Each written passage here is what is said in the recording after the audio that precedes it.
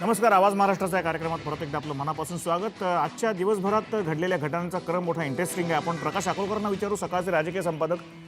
प्रकाशजी, दिल्लीहून नागपूरमध्ये नितीन गडकरींचं आगमन होणं, त्याच्यानंतर मुनगंटीवारांनी ताबडतोब मुख्यमंत्री पदाकरता नितीन गडकरींचं नाव असावं अशी इच्छा व्यक्त करणं, जाहीर मुलाखती देणं आणि आज संध्याकाळी शिवसेनेनं आपलं विमान हे भाजपच्या दिशेने दिल्लीला उडवणारे आपले नेते तिथे पाठवणं, या तीन घटनांमध्ये तुम्हाला काही संबंध दिसतो का? का या सहज घडलेल्या योगायोग मानायच्या? काय नक्की?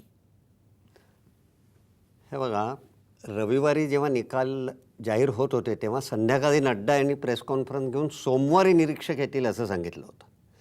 सोमवारी दुपारी ते मुंबईतून पोचणार होते. 150 नाही 125 आमदार जे भाजपचे आहेत ते कार्यालयात जमले होते. तिथून ते मिरवणुकीने विधान भवनाकडे जाणार होते आणि तिथे त्यांची बैठक होती. ते अचानकपणे राजनाथ सिंह यांनी ते रद्द केलं.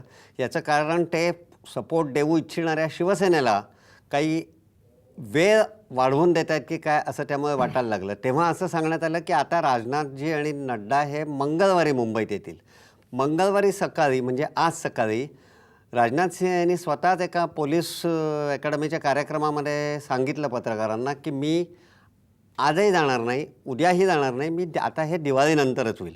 त्यामुळे त्यांनी तेवढा एक लाँग गॅप आपले जे कोण सपोर्टर्स असतील त्यांना विचार करण्यासाठी किंवा आपल्या मुंबईतल्या मॅनेजर्सना अपक्ष किंवा अन्य ठिकाणाहून रसद कुमक गोळा करण्यासाठी त्यांनी आणखीन एक 6-7 दिवस वाढवून दिले. त्यानंतर दुपारी गडकरींचं नाव येणं आणि ती संध्याकाळी शिवसेनेचं विमान दिल्लीला रवाना होणं आणि त्यातनं एकदम स्वतः उद्धव ठाकरे काही गेले नाहीत, पण त्यांनी त्यांचे 2 डावे उजवे हात 2 देसाई त्यांनी अनिल आणि सुभाष हे दिल्लीला रवाना केले. या सगळ्यामध्ये एक सुसंगती आहे आणि मला वाटतं की शिवसेनेच्या आता लक्षात येत चाललेलं आहे की आपण इथे विरोधी पक्ष म्हणून काम करण्यात काही स्वारस्य त्यांना उरलं आहे असं मला दिसत नाही. कारण त्यांनी जर का अजिबात पाठिंब्याची भाषा केली नाही तर त्यांना विरोधी पक्ष नेतेपद हे घ्यावंच लागेल. कारण नंबर 2चा तो पक्ष आहे आणि त्याच वेळेला भाजप पण शिवसेनेशिवाय 145 या आकड्याच्या दिशेने कूच करते. मला वाटतं शिवसेनेला सर्वात मोठी भीती ही वाटली असावी की आपण राज्याच्या राजकारणातनं बाद झालोच आहोत. जर का आपण विरोधी पक्ष म्हणून कामकाज सुरू केलं तर मुंबई महापालिका आपल्या हातून काढून घेण्यात शिवसेना यशस्वी होईल आणि आपल्याला आत्ताच ऑलरेडी इतकं मार्जिनलाइज, इतकं चेपत नेलेलं आहे भाजपनी, तर ते एकदा मुंबई महापालिका हातातून गेली आणि बाकीच्याही ठिकाणच्या काही महापालिकेतली समीकरणं चुकली तर आपण राज्यभरात पूर्णपणे मार्जिनलाइज होऊ, कोपऱ्यात जाऊन पडू आणि अशा कोपऱ्यात जाऊन पडलेल्या अवस्थेत विरोधी पक्षनेता म्हणून झुंजारपणे ज्या पद्धतीने बाळासाहेब ठाकरे लढत होते तसं काही आपल्याला लढता येणार नाही असा विचार बहुधा उद्धव ठाकरे यांनी केला असावा. तुम्हाला काय वाटतं, नेहमीची जी काही प्रथा परंपरा, मुंबईत बोलणी होणे, तिकडून भाजपचे सिनियर मोस्ट नॅशनल लीडर्स येणे, मातोश्रीवर बोलणी होणे, हे प्रकार काही यावेळेला होताना दिसत नाहीत. भाजपने स्पष्ट संकेत काही दिले असावेत त्या बाबतीत? काल खाजगीमध्ये असं सांगत होते की अमित शहा यांचं वाक्य असं आहे की आपण शिवसेनेशी बोलणी करूया, पण लेकिन अगर वो घोड़े पे बैठ के बात करने वाले हो तो हम बात नहीं करेंगे, असं त्यांचं वाक्य खरं खोटं माहीत नाही. पण हे भाजपच्या कोटातून जाणीवपूर्वक पसरवण्यात आलं आणि अनेक पत्रकारांना हे वाक्य माहिती आहे की अमित शहाने असं स्पष्ट शब्दात सांगितलं की शिवसेना से बात करो, लेकिन वो अगर घोड़े पे बैठ के बात करने को आए तो नहीं चलेगा, उनको नीचे उतर के आना पडेगा. याचा अर्थ स्पष्ट आहे की त्यांच्या लक्षात आलं आहे की एकूण जनतेने दिलेला कौल बघता शिवसेनेला मार्जिनलाइज करायची आणि आत्ता प्रकाश पवार किंवा आणि भाऊ तोरसेकर यांच्या दोघांच्याही बोलण्यातनं आलं की त्यांची व्होट बँक एकच आहे.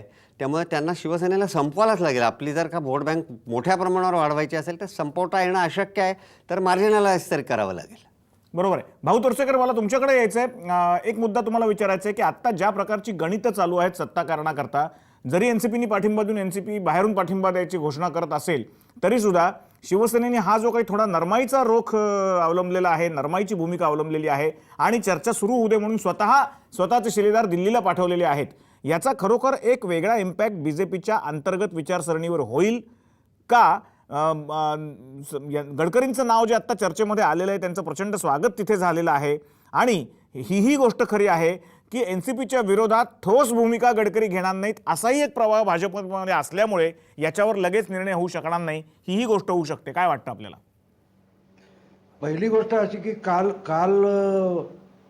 पंतप्रधान आपले नरेंद्र मोदी आणि गडकरी यांची 2 तास चर्चा झाली असं आलं, तेव्हाच गडकरी हे नाव फिक्स झालेलं होतं. बाकीच्या आणि त्याच्यानंतर आज राजनाथ सिंगांनी मुंबईत दिवाळीनंतर येईन असं सांगितलं. मनगंटीवारांनी त्यांचं नाव सुचवलं. आणि हे मला तर ज्या क्षणी पवारांनी त्यांना पाठिंबा जाहीर केला त्यासाठी स्थिर सरकार वगैरे सांगितलं, तर 99 साली देखील त्यांना असं करता आलं असतं, कारण 123 आजच्यासारखेच 125 जागा होत्या युतीला, तेव्हा स्थिर सरकार नको होतं. आणि आता स्थिर सरकार कशाला पाहिजे याचं उत्तर काय पवारांनी दिलं नाही, तो भाग आला एकदा. पण आज घडीला मला असं वाटतं की पवारांकडून आपण एक गुण शिकला पाहिजे, की आपण सगळे बोलत होतो पत्रकार की ह्या सगळ्याच्यात राष्ट्रवादी संपली, त्यांच्या हातात कुठला फेकायला पत्ता नाही. पण त्यांनी असा एक पत्ता अंतिम निकाल येण्याआधी टाकला की बाकीच्या खेळाडूंच्या हातात पत्ते आहेत पण कोणीच कुठला पत्ता पुढे टाकू शकत नाही. याला मुरब्बीपणा आपण जेव्हा म्हणतो ना, तो हा मुरब्बीपणा असतो. की आता यातलं गोष्ट लक्षात घ्या की माझं मत असं आहे की तसा शिवसेनेकडे एक महत्वाचा पत्ता आहे. ते खेळतील की नाही आय डोंट नो, मला माहित नाही. पण शिवसेनेकडे काही राहिलं नाही असं जेव्हा आपण बोलतो ते वोट बँक वगैरे, पण एक पत्ता शिवसेनेकडे मोठा आहे की शिवसेनेने विरोधी पक्षात बसावं. त्यांनी सांगावं की जनतेचा कौल भाजपला मिळालाय, पण मूळ आमची भूमिका काँग्रेस मुक्त महाराष्ट्राची होती, त्यामुळे विरोधी पक्षाची स्पेस तरी काँग्रेसला कशाला द्यायची, आम्ही विरोधात बसतो आणि भाजपने सरकार चालवावं, त्यांना बहुमताची अडचण नाहीये, राष्ट्रवादीच्या पाठिंब्यावर ते सरकार बनवू शकतात.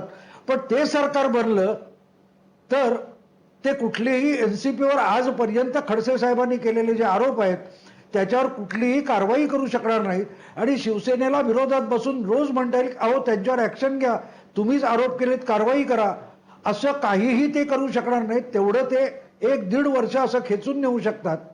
आणि दरम्यान मोदी लाट राहत नाही आणि मग दुसरीकडे ती कारवाई पवार करू देणार नाहीत आणि त्याला धक्का लागला तर एनसीबी पाठिंबा काढून घेऊ शकते.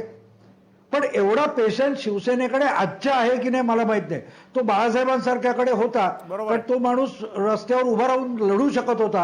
हा आजच्या शिवसेनेकडे आहे की नाही, तो पेशन्सचा गेम आहे. फार चांगला मुद्दा. आणि त्यामुळे फार चांगला मुद्दा झालंय. माझ्या मते ते स्पष्ट झाल्यावरच हा नितीन गडकरी हे स्पष्ट झालेलं आहे. आणि जे काय अभिनंदनाचे फोन झाले एकमेकांना काल असं म्हणतात, ती बातमी आली होती की मोदींना त्यांनी फोन केला होता, मोदींनी यांना फोन केला होता, तो अभिनंदनापेक्षा हे कुठेतरी बोललं गेलंय आणि त्यानंतर इथून विमान उडालं तिकडून विमान उडालं वगैरे हे सगळं झालेलं आहे. बरोबर आहे. भाऊंनी फार 2-3 इंटरेस्टिंग मुद्दे सांगितले. शैलेश, मला तुमच्याकडे यायचं आहे. मुळात नितीन गडकरींचं नाव ठरणं ही एक वेगळी प्रोसेस आपण मानूयात, कारण त्या प्रोसेसला सुरुवात झालेली आहे, किंबहुना निर्णय सुद्धा झाला असण्याची शक्यता आहे भाजपच्या गोटामध्ये. पण या सगळ्या प्रकारामध्ये भाजपमध्ये जे काही गट आहेत की ज्यांना असं वाटतंय नितीन गडकरी मुख्यमंत्री झाल्यानंतर राष्ट्रवादी काँग्रेसबद्दल तितकासा कडक रोख ठेवण्यात येणार नाही आणि ते कुठेतरी भाजपला त्रासदायक होऊ शकतं, त्या मुद्द्याचं काय होणार आहे? समरण, मला वाटतं अमित शहा असतील किंवा नितीन गडकरी असतील, ही भाजपची जी ज्येष्ठ मंडळी आहेत त्यांचं साधारण असं दिसतंय की त्यांना लॉंग टर्म विचार करतायत ते. म्हणजे 122 सीट आज मिळाल्या, आणखी नॅशनली जर आपण पाहिलं महाराष्ट्र आणि हरियाणा हे 2 राज्य काँग्रेसकडून त्यांनी हिसकावून घेतली. आता बातमी आली की अमित शहांचं 7 इतर राज्य, पश्चिम बंगालसह इतर 7 राज्यांवरती पुढचं टार्गेट आहे त्यांचं. त्यांना भाजप हा पॅन इंडिया पक्ष बनवायचा. त्याच्यामुळे जिथे जिथे भाजपचा विस्तार होऊ शकतो तिकडे तिकडे ते करणार आहेत. त्याच्यामुळे महाराष्ट्रासाठी त्यांचा जो लॉंग टर्म प्लॅन हाच आहे की एक पूर्ण राज्यव्यापी पक्ष व्हावा भाजप, मेनस्ट्रीम पार्टी व्हावी, इतर कोणाची गरज लागू नये. या दृष्टीने हे सगळे पावलं, this is all part of this plan. त्याच्यामुळे आता तात्कालिक सध्या जी कॉन्ट्रोवर्सी चालू आहे, राष्ट्रवादीवरचे जे आरोप असतील किंवा शिवसेना समान विचाराचा पक्ष आहे त्यांना बरोबर घ्यायचा की नाही, ह्या लॉंग टर्म प्लॅनच्याच हिशोबाने ते निर्णय घेतील असं माझं मत आहे. आणि मला वाटतं त्याचसाठी गडकरी जर आले तर गडकरींचेही इथे पाठवून त्यांना मुख्यमंत्री करणं हाच हा एक उद्देश असेल की कॉम्प्लेक्स सिच्युएशन त्यांनी हँडल करावी, पक्ष आणखी राज्यात कसा वाढेल, सेनेची किंवा इतर कोणाची पक्षाची जी स्पेस घेता येईल ती कशी घेता येईल, या सगळ्या प्लॅनिंगचा भाग म्हणून कदाचित नितीन गडकरींना इथे पाठवण्यात येईल असं माझं मत आहे. बरोबर आहे. अगदी योग्य मुद्दा सांगितलात तुम्ही.